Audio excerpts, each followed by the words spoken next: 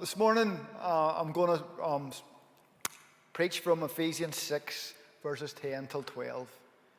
Finally, be strong in the Lord and in the strength of his might. Put on the whole armour of God, that you may be able to stand against the schemes of the devil. For we do not wrestle against flesh and blood, but against the rulers, against authorities, against the cosmic powers of this present darkness, against the spiritual forces of evil in the heavenly places. So, in these verses from Ephesians, Paul is very clearly warning us that we are in a spiritual battle. And as we look around the world, we are in no doubt that the enemy fights dirty. Wars, sickness, suffering are all we see when we watch the news, but we don't need to watch the news to see the spiritual forces of evil at work, because there's a battle going on right now in front of us, a battle which is wrecking lives, breaking up families, and destroying communities. And that battle is a battle of addiction. Addiction is a weapon that the enemy uses to create strongholds over countless lives across the world. There are many forms of addiction which can and do take control of people's lives, and I'd be very surprised if there's anyone here this morning who doesn't have a family member or a friend, a neighbour, a work colleague, or know someone who is struggling with an addiction. And in fact, that goes far to say that there are probably some people in here today who are struggling with addictions. Some addictions are not seen as a problem, but they do create long-term health problems physically and mentally. Nicotine is probably the number one, but thankfully the number of people who are smoking now is declining. Some people are addicted to coffee, some people are addicted to sugar. And addictions can start at an early age as well. So many of our young people now are addicted to video games, but this one also affects adults. A few weeks back I heard a fellow share a story of how his gaming addiction had almost cost him his marriage and his family. Many people today are addicted to their mobile phones. The average time an adult spends on their phone now is said to be 3.5 hours a day. Some people become addicted to exercise because of the endorphins that are released. But one of the least spoken addictions is pornography, which is becoming a huge problem with men, also with women, and also teenagers. An addiction to pornography can wreck marriages and relationships and can actually prevent young adults from entering into a normal, healthy relationship. Gambling addiction is also a huge problem among young men. Just in the past week, I've had 2 young guys from the community come and speak to me about their gambling addictions, looking help. Both of them in thousands of pounds worth of debt, and both of them in the pits of despair and seeing no way out. Addiction to alcohol has always been a big problem, and I'm sure we've all seen the effects that it has, not just on the person with the addiction, but also on their friends and families. Alcohol-related illnesses cost the health service billions of pounds each year. And then we have the biggest and fastest growing problem that's ruining the lives of so many people in our communities: drugs. The UK is now the drug addiction capital of Europe. Cocaine is now widely used, not just by young people, but by people of all ages. And as more and more people in our community gets hooked on cocaine, along comes the added problem of debts, threats, and intimidation. Heroin is also now widely used in our streets. I never thought I would ever see this happening in Northern Ireland. But the most worrying drug problem that I see in our community now is prescription drugs, which have become so easily available to buy. You can get them delivered to your door. You can buy them on the internet. The amount of people I see daily, and I mean daily, that are addicted to painkillers, diazepam, pregabalin, or whatever else they can get their hands on, scares the life out of me and breaks my heart. Many people try to hide their addiction or deny that they're addicted, but many others are crying out for help. This is a problem that is not just out there in our streets, it's in our churches, and it affects people of all ages. I was shocked recently when I seen figures from America giving statistics for the numbers of people over 60 who are addicted to prescription drugs. The issue is that the problem is now so big that the organisations who deal with helping addicts are so overwhelmed and can't cope with the numbers that are coming to them. And rehab places are near impossible to get into. I took a young man who was crying out for help a few weeks back to see about getting into rehab, and he was told that he would have to be clean for 2 weeks before they would take him, and he also would have to give up his house because it was an 11-month program. So he was crying out for help to get free from his drug addiction, but he was told that he had to be clean from his drugs for 2 weeks before they would even let him in. And then when he came out, there was a big chance that he would actually be homeless or in a hostel. I don't know whether it was a coincidence or a God moment, but actually 2 women came to speak to me after the 10 a.m. service, and they asked me what was a rehab centre that I tried to get this guy into, and they both work for it. One of the girls was a young girl, and she 2 years ago went into that program herself. She was addicted to heroin and other drugs, and now she's completely clean, and she's working for the centre itself. It was just so encouraging to see her and just to hear how Jesus had completely changed her life. Figures released back in 2019 showed that drug-related deaths among young men in Northern Ireland had increased by 98% in the last 10 years, and that figure has dramatically increased since then. On Tuesday past here in Millfield Church, I took a funeral service for a young man who died a week before his 21st birthday. Both him and his mum were found dead in the house, both through drugs. This is a young lad who had been part of our kids and youth here growing up in Millfield. A family ripped apart. And drug-related deaths are happening regularly in our community, but most of them we'll never even hear about. So now, after all the doom and gloom, how do we as Christians come alongside people who are struggling with addictions? Oddly enough, there's no direct passage in the Bible addressing this problem, but I want to share from you 3 different stories that I believe will help us in our understanding. The first story I want to look at is the parable of the Good Samaritan, found in Luke 10, verses 30 and 37. A Jewish man was travelling from Jerusalem down to Jericho, and he was attacked by bandits. They stripped him of his clothes, beat him up, and left him half dead beside the road. By chance, a priest came along, but when he saw the man lying there, he crossed the other side of the road and passed by. A temple assistant walked over and looked at him lying there, but he also passed by on the other side. Then a despised Samaritan came along, and when he saw the man, he felt compassion for him. Going over to him, the Samaritan soothed his wounds with olive oil and wine and bandaged them. Then he put the man on his own donkey and took him to an inn, where he took care of him. The next day he handed the innkeeper 2 silver coins, telling him, "Take care of this man. If his bill runs higher than this, I'll pay you the next time I'm here." "Now, which of these 3 would you say was a neighbour to the man who was attacked by bandits?" Jesus asked. The man replied, "The one who showed him mercy."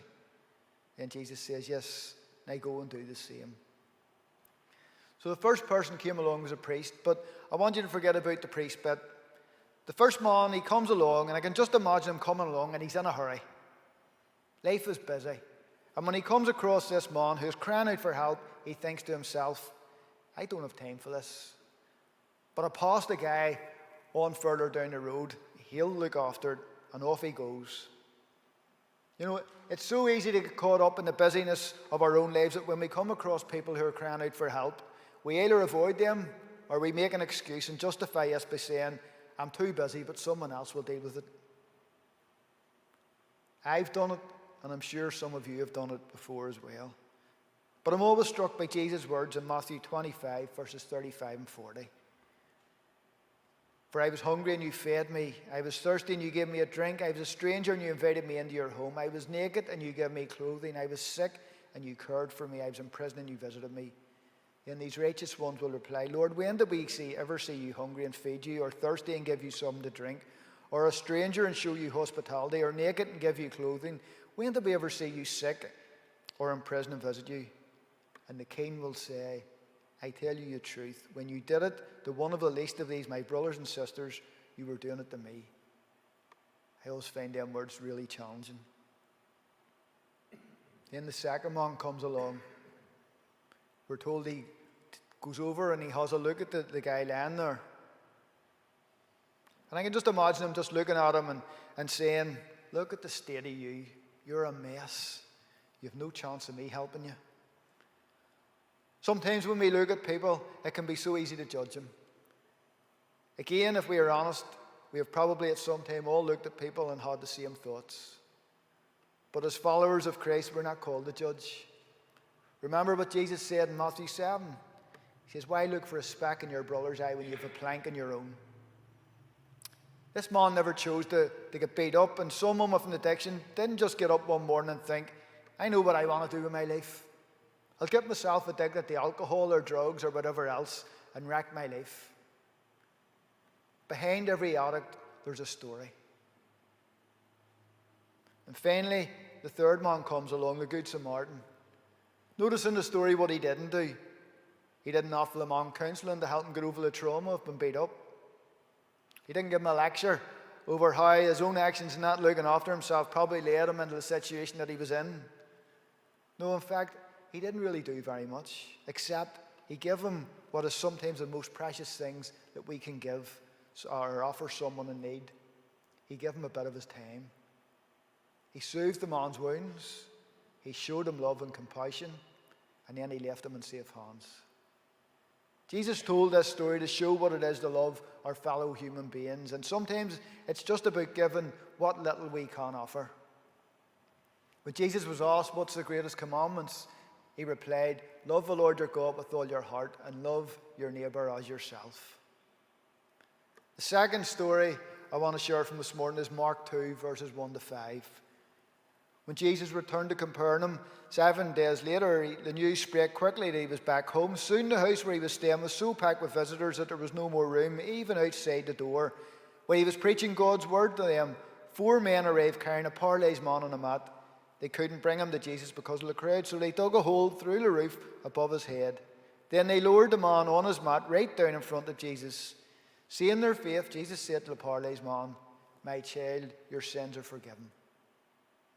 The reason I chose this story is because it is a story which demonstrates the great love of these men had for their sick friend. They knew his only hope was to lay him at the feet of Jesus, and this is exactly what we are to do when we come across people who have been beaten up by life and feel hopeless and lost. Number 1 in the 12 Steps to Recovery program is a person with the addiction must first admit that they can no longer fight the battle on their own and accept that they need to get right with God. The friends of the sick man in the story didn't let any of the obstacles put in their way prevent them from bringing their friend to Jesus, and we need to follow their example. If you come across someone who is battling with addiction and they admit that they need help, the first thing you need to do is point them to Jesus. And if they are open, lead them to his feet. See, the number 1 goal of the devil is to keep people separated from Jesus, and if he can keep them focused every hour of every day on their addiction, his plan is working. Notice I said if the person admits that they have an addiction or asks for help, because not every person who has an addiction wants help. And you can't force people to seek help either. Jesus is a great healer. And he might not take addiction from people there and then, although sometimes he does. But if they submit to him in all their ways, he will walk with them through the journey to freedom. And the third and final story is from Luke 8, verses 22 and 25. One day Jesus said to his disciples, let's cross to the other side of the lake. So they got into a boat and started out. And as they sailed across, Jesus settled down for a nap. But soon a fierce storm came down in the lake. The boat was filling with water and they were in real danger. The disciples went and woke him up, shouting, Master, Master, we're going to drown. When Jesus woke up, he rebuked the wind and the raging waves. Suddenly the storm stopped and all was calm. Then he asked them, where is your faith? The disciples were terrified and amazed. Who is this man? They asked each other. When he gives a command, even the wind and waves obey him. What I want you to take from this story is simply this. If you're supporting someone through an addiction, or maybe it is you yourself who's gone through it, remember this. There are going to be rough times ahead, and at times you will feel as you journey through that you're in a mighty storm and that you're slowly drowning. But when you do go through these storms, remember that Jesus is always with you. He is in the boat. Remember that you're going to get through it and that you're going to be okay. The disciples panicked, but as soon as they called out to Jesus, he rebuked the storm and suddenly everything was calm. You know, sometimes it's so easy to look around at the problems in the world and the lives of those who are lost and broken and feel overwhelmed and helpless.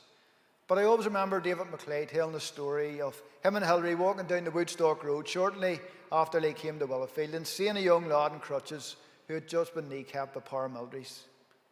And David said he turned to Hilary and he said, "What are we doing here? How can we make a difference in this community? The need is so great." And at that moment he sensed God saying, "You just need to change one life at a time." That's all God has called most of us to do. To come alongside those who are lost and broken and help change lives one at a time with the power and love of Jesus. And I'll finish with this. If you're here today and you're struggling with an addiction or other problems and you've never given your life to Jesus, maybe today is a day to stop trying to carry it all on your own and to take a step of giving your life to Him. And if that's you this morning, I'm not going to say a prayer, but what I am going to do is going to ask you to have the courage to come at the end of the service to speak to me or Clive.